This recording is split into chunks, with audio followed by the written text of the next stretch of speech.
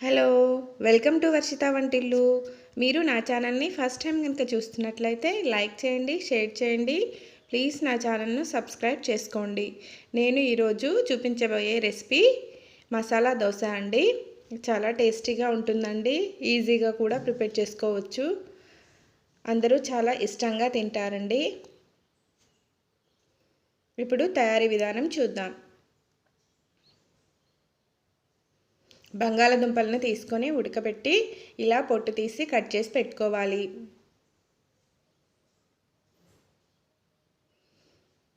ఒక పెద్ద size టొమాటోను cut చేసి పెట్టుకోవాలి.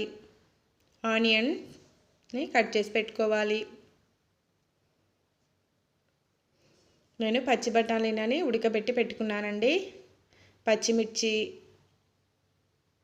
కొత్తిమీరను కట్ చేసి పెట్టుకోవాలి. ఇలా అన్నీ రెడీ చేసుకున్న తర్వాత స్టవ్ మీద ప్యాన్ పెట్టుకొని ఒక 3 స్పూన్స్ ఆయిల్ని వేసుకోవాలి. ఆయిల్ హీట్ ఎక్కాక కొద్దిగా జీలకర్ర,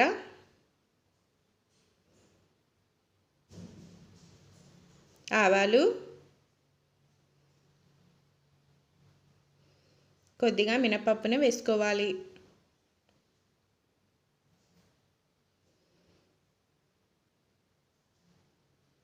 ఇప్పుడు మనం సన్నగా తరిగి పెట్టుకున్న పచ్చిమిర్చిని వేసుకోవాలి.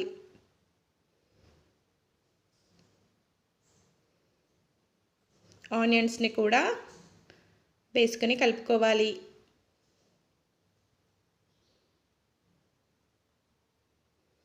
ఒక 2 రెబ్బల కరివేపాకును యాడ్ చేసుకోవాలి.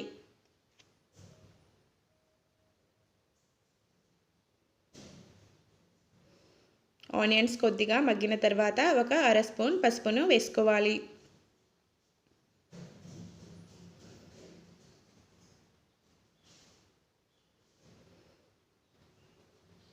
ఆనియన్స్, పచ్చిమిర్చి మగ్గిపోయాయండి. ఇప్పుడు మనం కట్ చేసి పెట్టుకున్న టొమాటో ముక్కల్ని వేసుకోవాలి.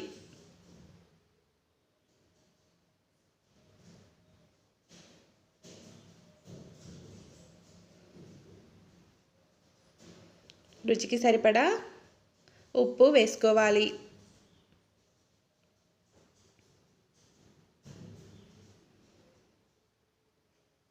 వేసుకొని ఇలా మొత్తం కలిసేలా కలుపుకొని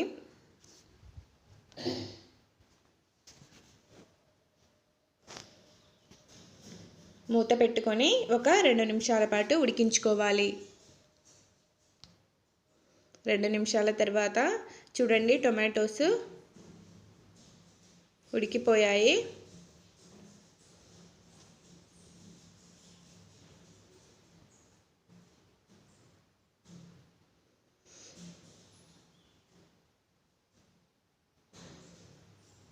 ఇప్పుడు ఇందులో ఒక 1/2 స్పూన్ కారం, కొద్దిగా ధనియాల పౌడర్ని వేసుకోవాలి.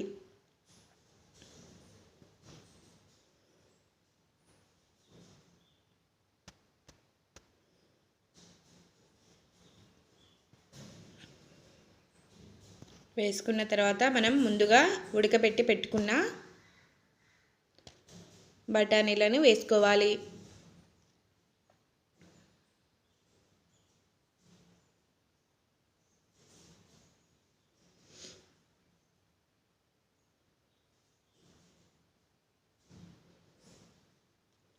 ఇప్పుడు మనం ముందుగా ఉడికించి పెట్టుకున్న బంగాళాదుంప ముక్కల్ని కూడా వేసుకోవాలి.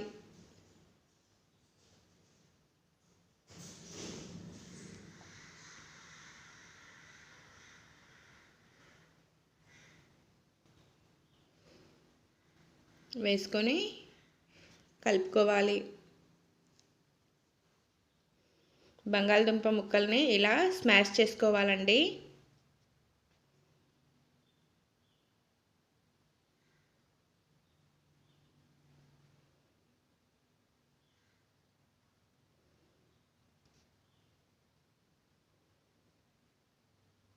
ఇలా మొత్తం ముక్కల్ని స్మాష్ చేసుకోవాలి.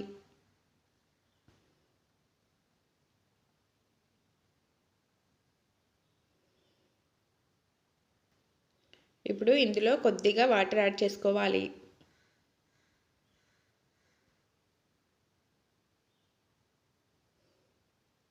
యాడ్ చేసుకొని ఇలా మొత్తం కలుపుకున్న తర్వాత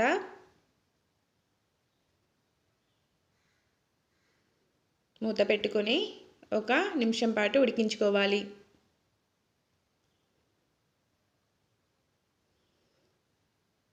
చూడండి, వాటర్ కూడా లేకుండా దగ్గర పడింది కర్రీ. ఇప్పుడు ఇందులో కొద్దిగా కొత్తిమీరను చల్లుకోవాలి.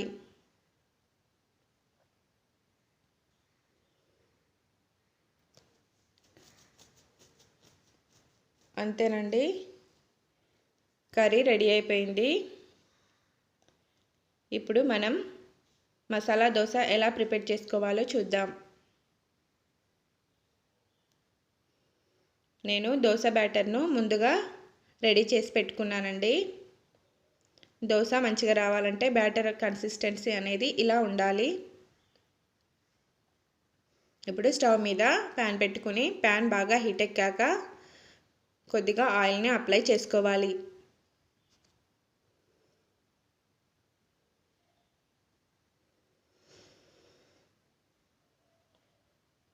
ఇప్పుడు దోశ పిండిని పెనం మొత్తం ఇలా స్ప్రెడ్ చేసుకోవాలి.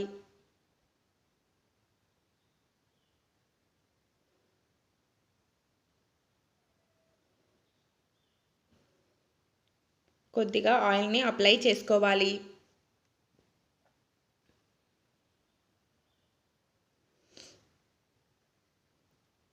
దోశ కొద్దిగా కుక్ అయిన తర్వాత మనం రెడీ చేసుకున్న ఆలు మసాలాను వేసుకోవాలి.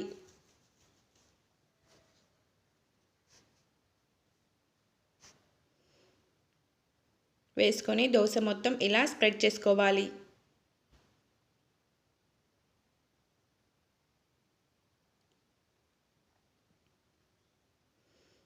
స్ప్రెడ్ చేసుకొని 1 నిమిషం పాటు కుక్ చేసుకోవాలి. కొద్దిగా కొత్తిమీరను చల్లుకుంటే ఆలు మసాలా దోశ రెడీ అయిపోయిందండి. నా వీడియో కనుక మీకు నచ్చినట్లయితే ఈ రెసిపీని మీరు ట్రై చేసి ఎలా ఉందో కామెంట్లో తెలియచేయండి. Thank you for watching.